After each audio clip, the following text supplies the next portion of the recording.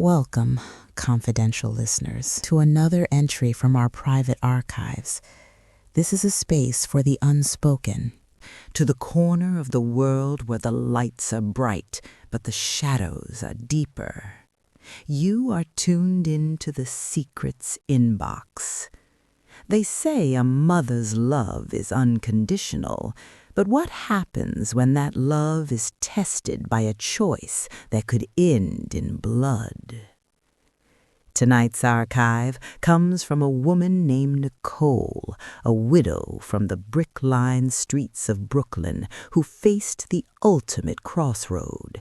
It's a story of a silent boy, a hidden diary, and a massacre that was scheduled for dawn.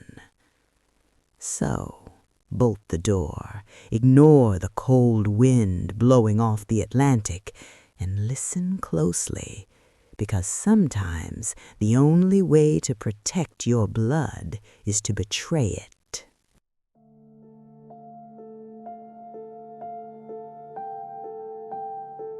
Brooklyn wasn't just a borough. It was a memory of everything I had lost.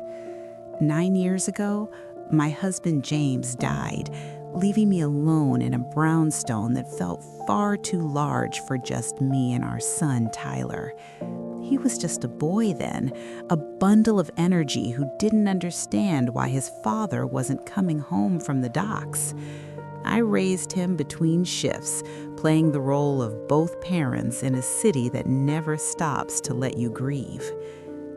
I remember the way the yellow street lights used to flicker outside his bedroom, casting long shadows that seemed to grow as he did. I thought I had done enough. I thought the love I poured into him was a shield against the hardness of these streets. But Tyler was becoming a stranger in his own skin. He stopped talking, stopped smiling, and started living in the silence of his room. I told myself it was just the city, just the age. I didn't realize that the silence was actually the sound of a fuse burning down in the dark. After years of loneliness, I finally let someone in. Marcus. He was kind, steady, and he made the air in the house feel less heavy. But as my world started to brighten, Tyler's world seemed to turn to stone. He was 17 now, a ghost haunting our hallways. He'd spend 18 hours a day locked behind his door, refusing to eat with us, refusing to look Marcus in the eye. I tried to reach him to tell him that loving someone new didn't mean forgetting his father. I even bought him a new laptop, hoping he'd connect with the world, but he just used it as another wall to hide behind. Tyler, please. Marcus isn't trying to replace your dad. I just want to be happy again. Don't you want that for me? Do whatever you want, Mom. It doesn't matter anyway. Nothing matters. His voice was like a shard of ice. He wasn't just jealous, he was hollow. I started noticing things, the way he'd stare at the news for hours, the way he'd flinch when the neighbors' kids laughed outside. I thought it was a phase, a teenage rebellion fueled by Brooklyn's grit. I had no idea that while I was planning a future with Marcus, my son was meticulously planning an ending for everyone else. It was a Tuesday, the kind of gray, humid afternoon where the air in Brooklyn feels like a wet blanket. Tyler was at school, or so I hoped. I decided to do what every mother eventually does when the silence becomes too loud. I cleaned his room. I wanted to sweep away the isolation, to find some shred of the little boy who used to build Lego towers on this very floor. But as I moved the vacuum under his bed, it struck something solid, a black, leather-bound notebook hidden behind a loose floorboard. I remember my hands shaking as I wiped the dust off the cover. I felt like a thief in my own home, a traitor to my son's privacy. But the weight of it felt wrong. It felt heavy with things unsaid. I opened the first page, expecting to find teenage angst or maybe a girl's name, but there were no hearts. There were only lists. Names of his classmates crossed out with red ink so thick it had bled through the paper. Descriptions of weapons, prices of ammunition, and maps of the school hallways. My son wasn't just depressed, he was a general preparing for an invasion, and the target was everyone. My knees hit the hardwood floor, the sound of the city outside, the sirens, the shouting, the life, all of it felt like a mockery. I was holding a blueprint for a massacre written in the neat, slanted handwriting I used to praise on his homework assignments. I couldn't stop reading. It was a sick addiction. Page after page of detailed notes about his classmates' routines. He wrote about the bullying, the names they called him, the way they pushed him into lockers, the laughter that rang in his ears like a death knell. The ink was smudged in places, as if he had been crying while he wrote, but the words themselves were cold, surgical. He was being tormented by those kids, broken by the very community that was supposed to protect him. I saw a drawing of the school gym marked with Exit A and Exit B, and a timeline that stopped my heart. April 20th. It's a holy day for the forgotten. I'll make them see me. I'll make them feel the silence I've lived in for 9 years. First the hallway, then the library. No one gets a clean slate, not even her. Her. He meant me. The diary didn't stop at the school gates. He had a plan for after the tragedy. He was going to come home, sit at this very table, and end my life before taking his own. I looked at the date again, April 20th, the anniversary of Columbine. He wasn't just a killer, he was a disciple of a nightmare. I heard the front door downstairs creak open. Footsteps, heavy, rhythmic, began to climb the stairs. Tyler was home, and I was holding his soul in my hands. The footsteps stopped right outside the door. My heart was a hammer hitting my ribs, and the diary felt like it was burning my hands. I shoved it back into the floorboard, my fingers frantic, and threw the rug over the spot just as the brass doorknob turned. Tyler stood there, his hood up, his face a landscape of shadows. He didn't look like a son. He looked like a soldier returning to a trench. I stood there, paralyzed, my breath caught in a throat that felt like it was filled with broken glass. "What are you doing in here, Mom? I told you to stay out of my room." I was just cleaning, Tyler. I found some old clothes I thought you might want to donate." He stared at me, his eyes scanning the room, looking for a crack in my lie. I could smell the cold city air on his jacket, but underneath it, there was something else, the metallic scent of something I didn't want to name. He looked at the spot on the rug, and for a heartbeat, I thought he knew. I thought the April 20th massacre was going to start right here in this bedroom 3 weeks early. "Get out, and don't come back in. If I catch you in here again, things are going to change. Fast." I spent that night in the kitchen, sitting in the dark while Marcus slept upstairs, oblivious to the bomb living under our roof. I thought about the bullying Tyler had suffered, the way he'd come home with bruised ribs and lost backpacks for years. I had tried to talk to the school, but in Brooklyn, they tell you to be tough or be quiet. I realized that while I was busy falling in love with Marcus, Tyler was being dismantled by the world piece by piece. I looked at the phone on the counter, the emergency digits feeling like a betrayal of the 9 months I carried him in my womb. If I call, I lose him forever. They'll put him in a cage, or worse. They'll see the monster in the diary, not the boy who used to be afraid of the dark. But if I don't call... I thought of the mothers in that school. I thought of the hallways of Middle College High, filled with children who just wanted to graduate. I thought of the blood on the floors of Columbine, a ghost story that was about to become my son's legacy. Is it a sin to save the world by destroying your own? Am I a mother or am I an executioner? I picked up the phone, my fingers hovering over the glass.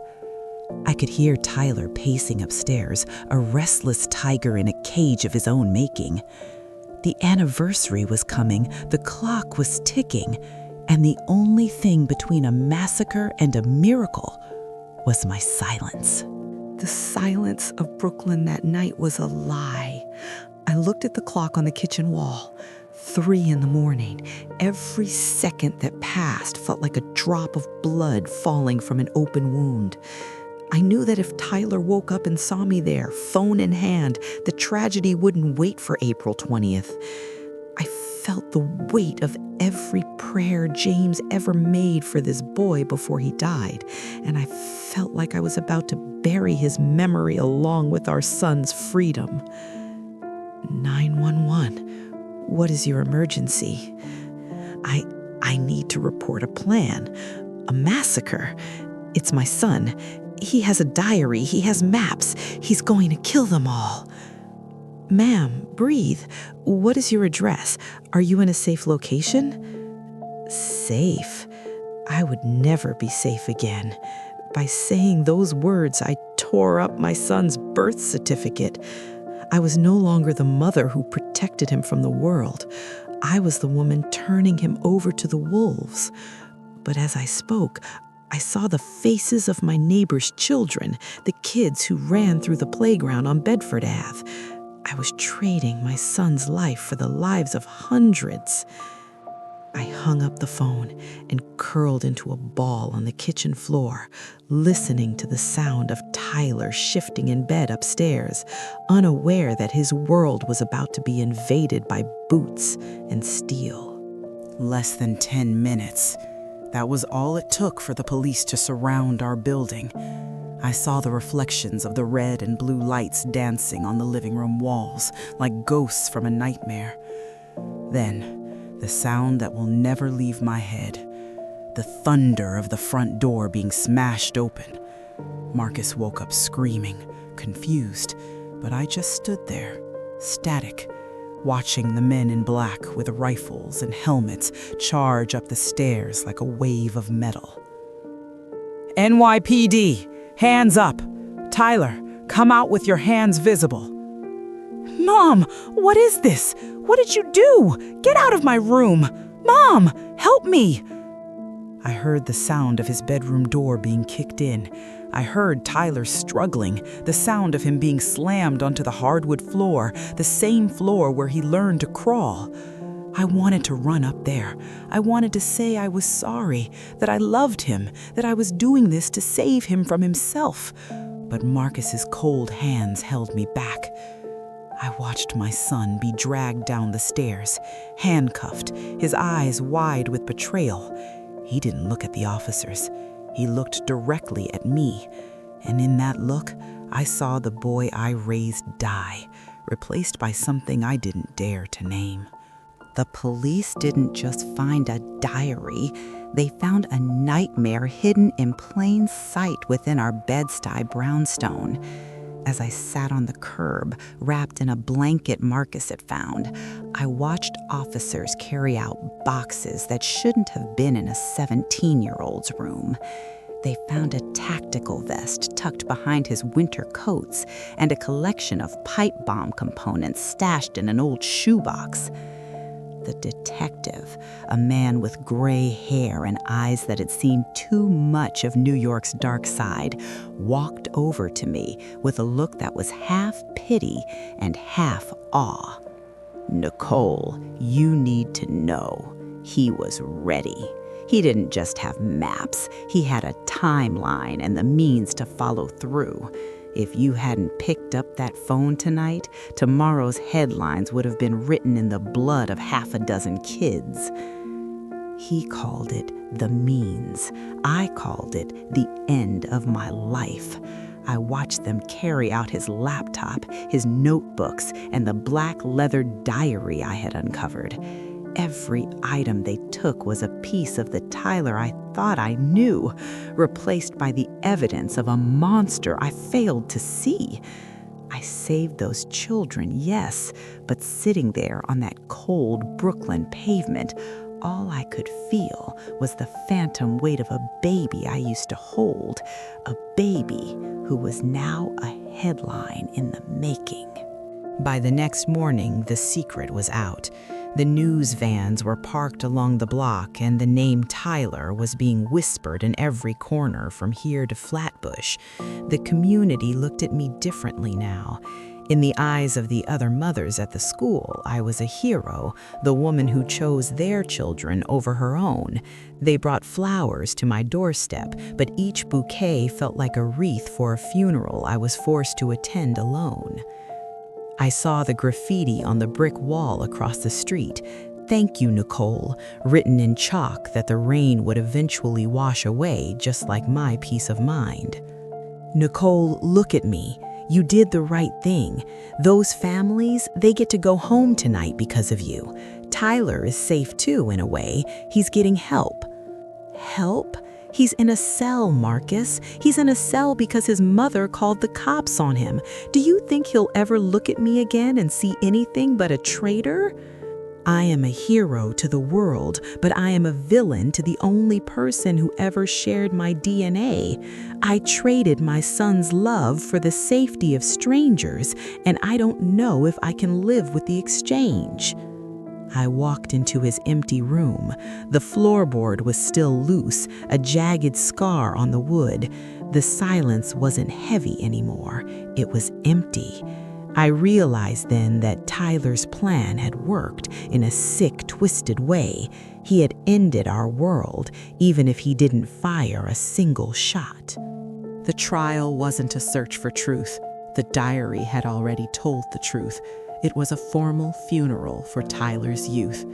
I sat in that courtroom in downtown Brooklyn, feeling the eyes of the city on my back, watching my son sit in a tan jumpsuit that made him look like a child playing dress-up. The judge called me a model citizen, but when Tyler looked at me from the defense table, his eyes weren't filled with the rage of a killer. They were filled with the hollow betrayal of a son who had been discarded. I visited him at Rikers Island one last time before he was transferred to a long-term psychiatric facility. "Tyler, please, I didn't want this. I just wanted you to live. I wanted those kids to live." "You saved them, Nicole. You're the hero. Everyone says so. But you didn't save me. You just chose them over me. Don't come back. Every time I see your face, I remember why I wanted to end it all." He didn't call me Mom. He used my name like it was a shard of glass. I watched him walk away, led by a guard who didn't care that he was taking my heart with him. I walked out into the cold Queen's air, realized that the miracle I'd prayed for had arrived, but it had come with a price I'd be paying until the day I joined James in the ground. And that is the final entry from Nicole's archive.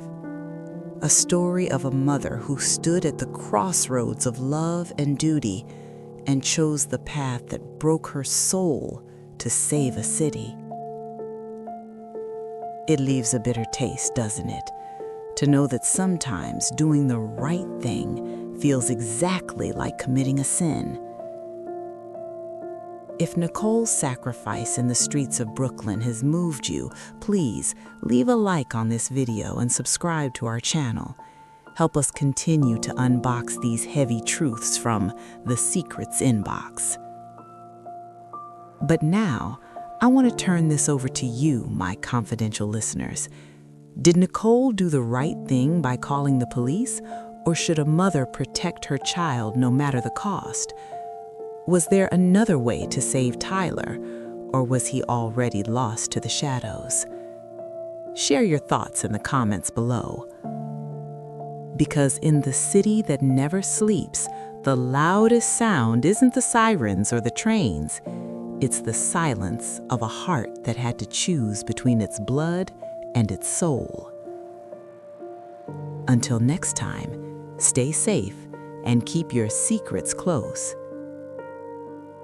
Good night.